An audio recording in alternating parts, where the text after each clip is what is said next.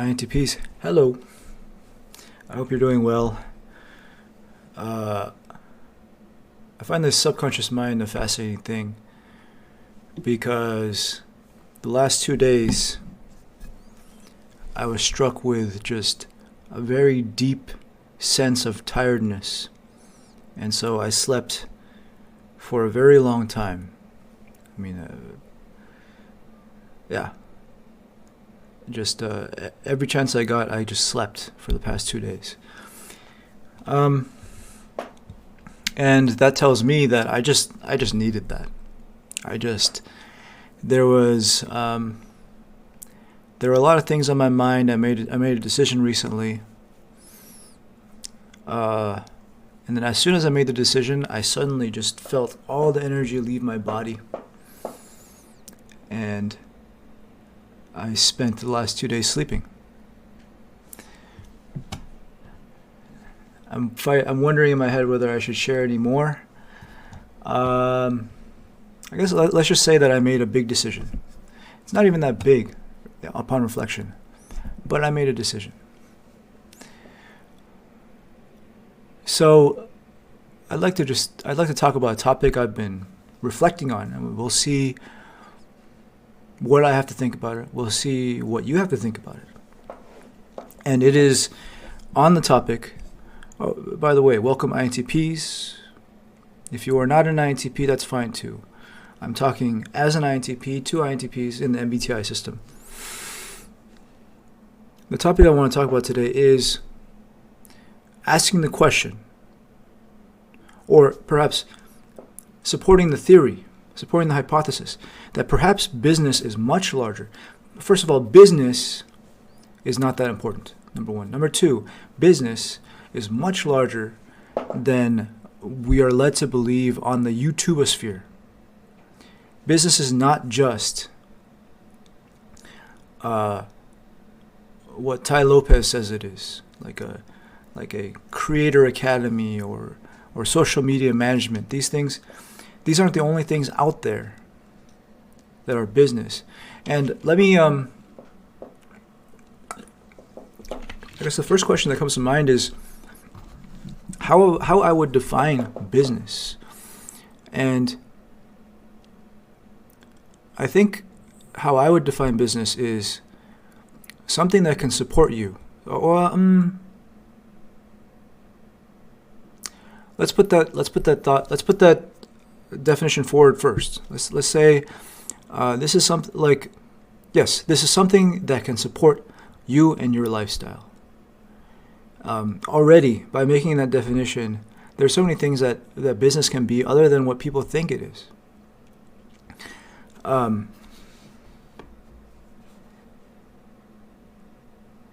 For example, who's the author of the book Anti-Fragile?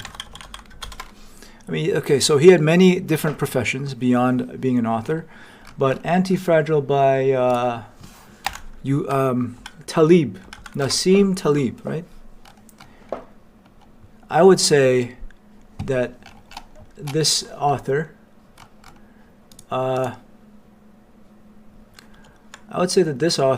hold on, let me see. Yes, I can show. I would say that this author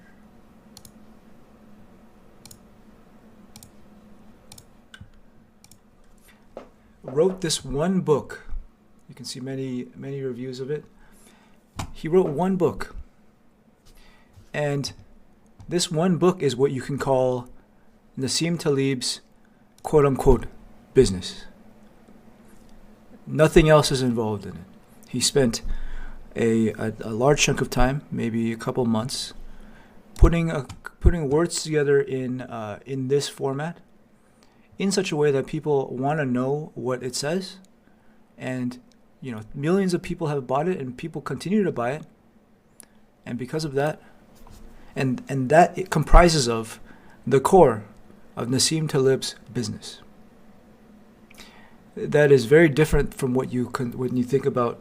I mean, there are people that I've always been interested in running a business, right? And I start to wonder if the people teaching about businesses. I mean, I followed people like Dan Locke, Graham Cochran, Gary Vee, and there are other people like this. And when you go to learn from the business gurus, you start to I realize you start to think that what they teach is the way. But I began to wonder today and explore today. Like, first of all, is business the right word? And if the definition is business is something that can support your lifestyle, then business is not the right word. There's something much larger, more general that can be done beyond business. And there are many, for example, there are people on Etsy right now that are likely supporting themselves by selling their creations. You can call that a business, but it is very different from the traditional idea of what a business is. And Nassim Taleb here, the author, the author archetype is a completely different business model. And I'd like to perhaps redefine what I'm talking about here so that I don't have to talk about business directly. I'd like to say living.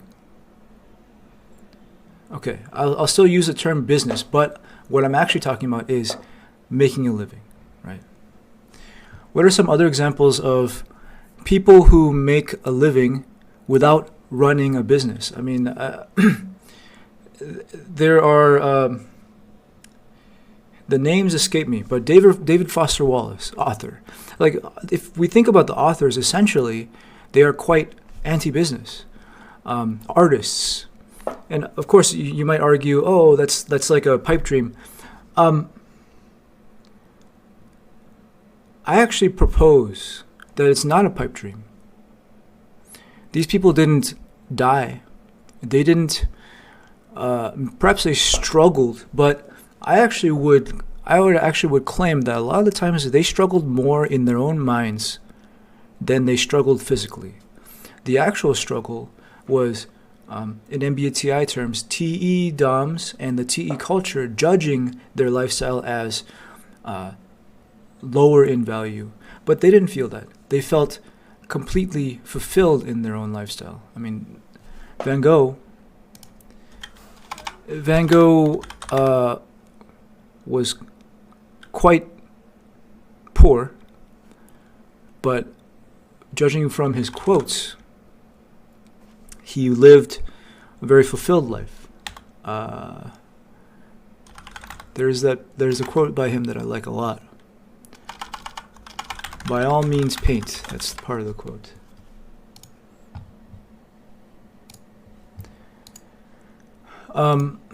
And I'm exploring this idea, so bear with me. Yeah, here's a quote by Van Gogh. If you hear a voice within you say, you cannot paint, then by all means paint, and that voice will be silenced. Vincent Van Gogh. And to me, I interpret statements like this, and I interpret lifestyles like author lifestyles as suggesting that our current view of what is possible in life and our current view of what is important in life is artificially narrow.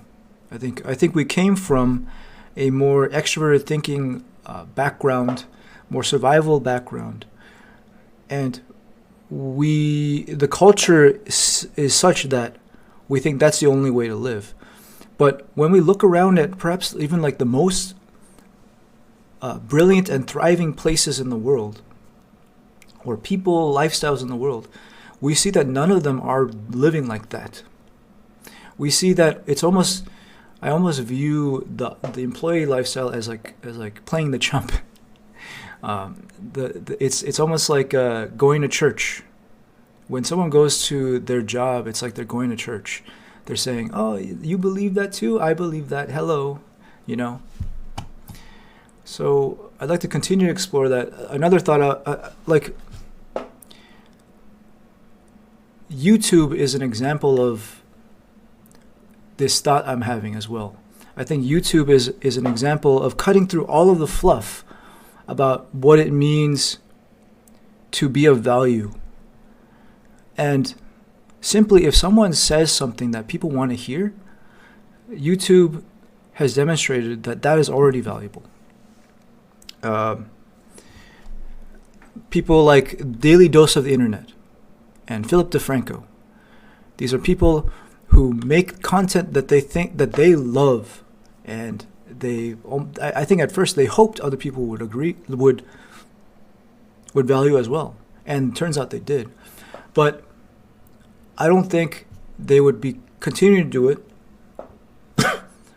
if they didn't think that it was valuable themselves. I think musicians are the same way. I think Twitch is another example. I think all of these newer ways of monetizing yourself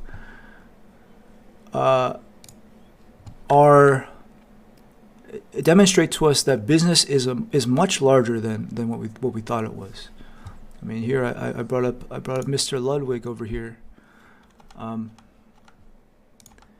This guy plays video games, and people love watching him. And because enough people love watching him, he's fine. He's doing just fine monetarily, right? Even if like he's making a lot of money, right? Ludwig is making a lot of money. But people who are just making just enough money to survive, and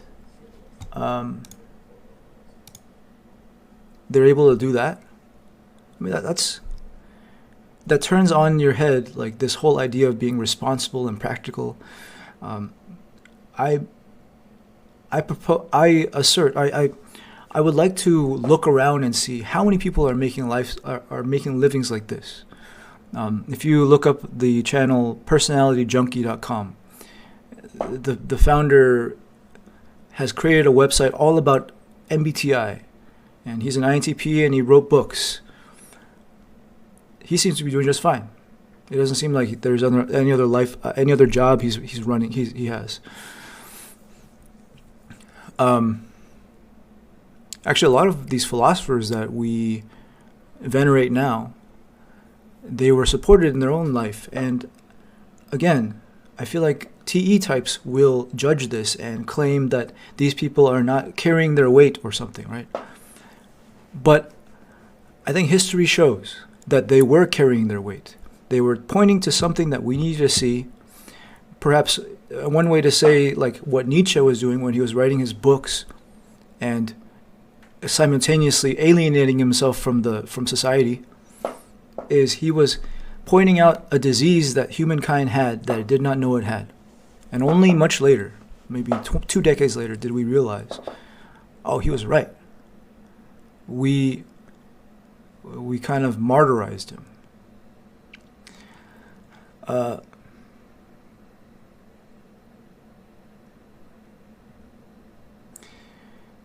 So I started recording just to see if I can open up this question and reach some conclusions. And we'll see if I get there. But I'm starting the conversation by saying, like, okay, you see all these books behind me. These people are all making a living without traditional businesses. They've written something that someone else finds valuable. And purely because someone else finds it valuable, they can make a living off of this. So I'm expanding. In my own mind, I'm expanding the idea of what business means, what making a living means. And I've been reflecting on the idea if I say something that people want to hear, not intentionally, but like I'm saying something that I think is important, and if enough people agree with me, then I'm making a living on YouTube, for example. I will note that though, for INTPs, like to look out and wonder what other people are thinking, that's, to me, that's very TE, and so it is somewhat inauthentic. And so I guess the theory I'm seeking to prove is, or not prove, but the idea I'm exploring is that value and business is far wider of a topic than a capitalist world would say. And this is actually demonstrated a lot in, for example, like Gandhi's movement, right? And sure, Jesus Christ and these figures, they weren't wealthy, they weren't rich, but because people found what they did was valuable and worth doing, they never had to worry about money. The money was given by other conscious beings like themselves who felt that this was the time. They voted with their money to make this movement live. And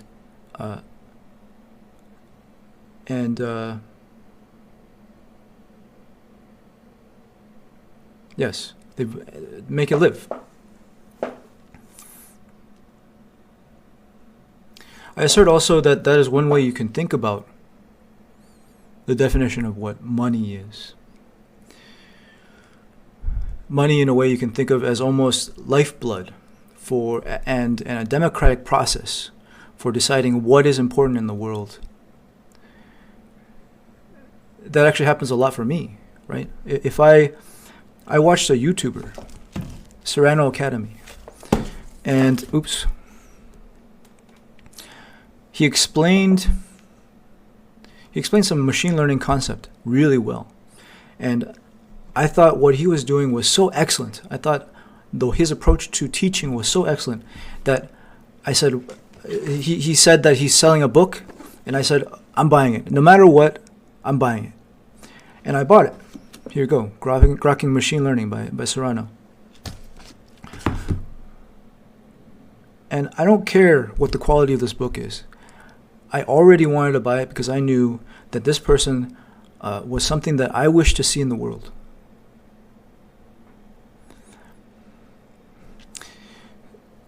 I've been reflecting on, another example of this perhaps is the example of Taylor Swift and her success right now. I have a hypothesis that the craze about Taylor Swift right now has very little to do with Taylor Swift. Very little to do with Taylor Swift. And actually, I think a lot of pop music has very little to do with the artists. My theory is that what people want is the excuse to come together in large groups and celebrate the same thing together. And pop music is an excellent place for that to happen, where, okay, you can be entertained, however, but also the source material is so uninsulting,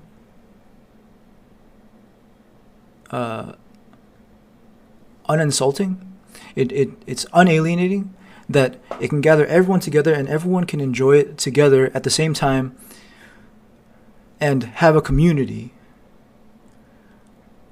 that doesn't require so much from the audience. The audience is just there to enjoy it, and they can appreciate the fact that hundreds of thousands and millions of other people are in it too.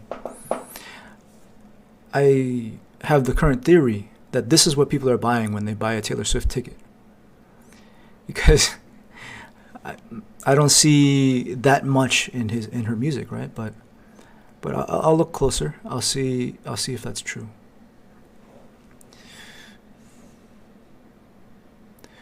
But my mind was going around all places, and I almost have that thread right now, which is we vote with our money for ideas and spirits, resonant spirits that we believe are true, and we want to promote and we relate to in the world. And this is why, for example, you watch someone on YouTube, and you love their stuff, and you really fall in love with this person. And then they say, we're selling merchandise, and you think like, oh, I want to buy something. But see, it has nothing to do with the merchandise's quality. Like if I'm selling a cup and you're like, I want to buy that cup, and it has nothing to do with the cup. You probably have 50 other cups, but it's a cup that represents your connection to this creator, right?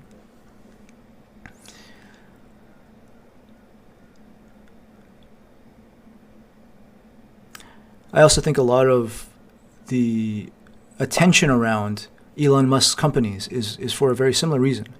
Well, not a similar reason, but the general sense that the philosophy that Elon Musk runs by, and the attitude towards which he is approaching new technologies, is something that people want more people to do, and people want to exist in the world, and so they will pay for it, they will vote for it. My view of what Elon Musk represents in the world is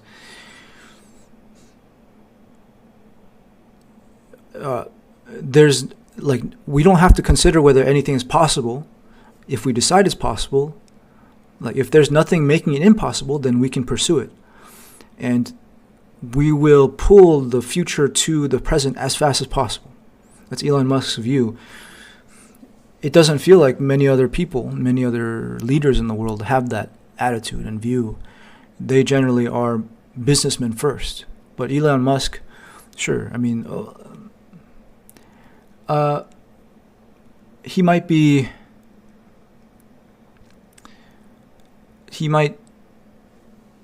pulled this way and that, but I think at the core of him, he is essentially a dreamer who says, why not? Why can't we have this kind of future? And you can be realistic about how to get there, but at the core is the dream.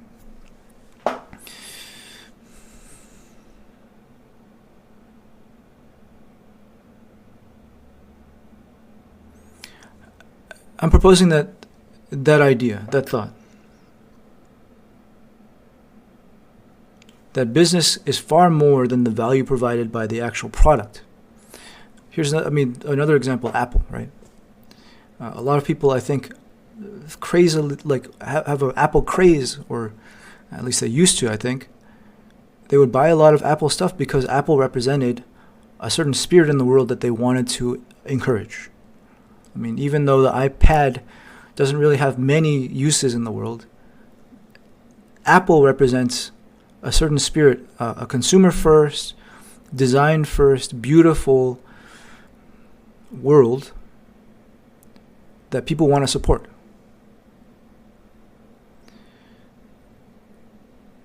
So I think a lot of times people purchase things for that reason. Almost like allegiance and belief and inspiration and a sense of belonging, a sense of alignment. And perhaps even more fundamental to that is that they gain energy from this thing. They gain energy and they gain meaning, and thus they wish for it to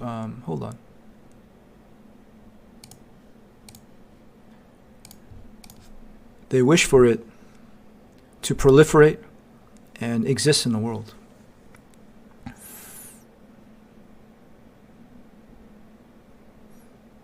I started recording to see if I can solidify this idea with you. And I feel I have somewhat succeeded, but if I need to solidify it more, we can do it in a future video.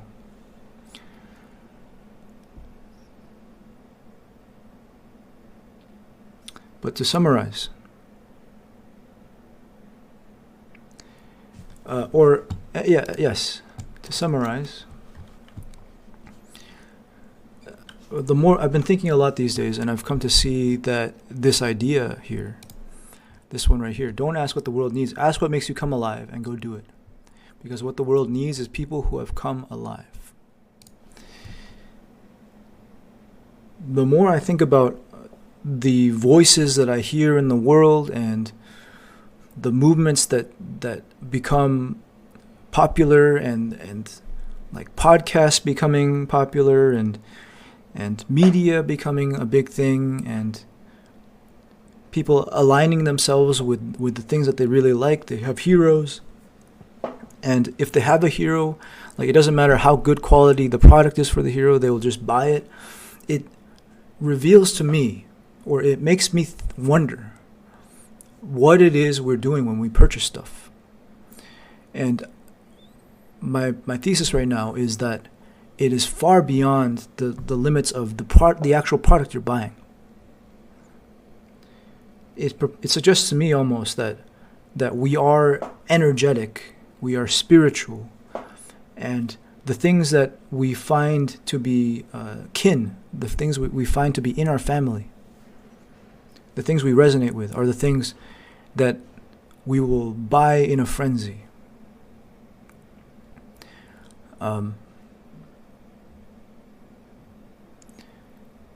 And it makes me wonder what business is. I don't think business has to be a staff and a product and service. Business can simply be, actually, for example, business can be me talking to you, speaking from my core spirit, and for a select audience, for those who have ears, let them hear. For a select audience, it is like water in a desert.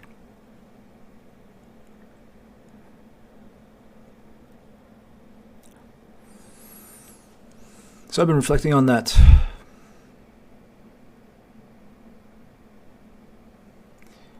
And I think I will come back to it, because to this video I'm opening up the idea, and I will solidify it more as it becomes more clear.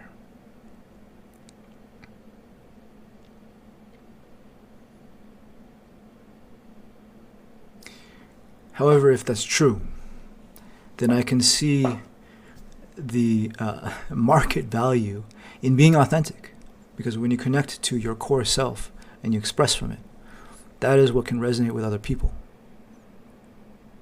And when you resonate with other people, you have found your clan, you have found your tribe. And I think once someone has found their tribe, they don't have to worry about making a living anymore. They have their living. They have a tribe that is on their side.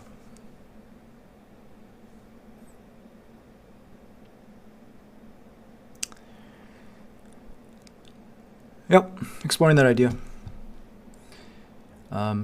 I would love to listen this over and clarify exactly what I'm thinking, because I think it's a big and new idea. So I'll talk to you next time. Bye.